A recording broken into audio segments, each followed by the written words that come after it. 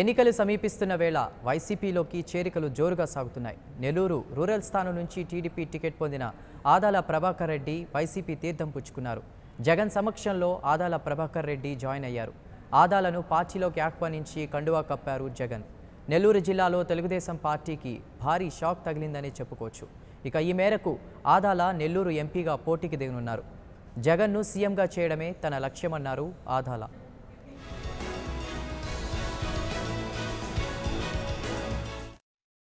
అందరికీ నమస్కారం. ఈరోజు 3:30 గంటలకు జగన్మోహన్ రెడ్డి గారి సమక్షంలో విజయసాయిరెడ్డి గారి సహకారంతో నేను పార్టీలో అఫీషియల్గా చేరడం జరిగింది. చాలా సంతోషంగా ఉంది. ఇన్ని రోజులు మనం ఎందుకు చేరలేదనే ఒక భావన నాలో కలిగింది. నన్ను నెల్లూరు నుంచి పార్లమెంటుకి పోటీ చేయమన్నారు. తప్పకుండా పోటీ చేసి జగన్మోహన్ రెడ్డిని సీఎంగా చూడాలనేదే ప్రజల కోరిక, మా అందరి కోరిక కూడా. For more updates please subscribe 99 TV Telugu.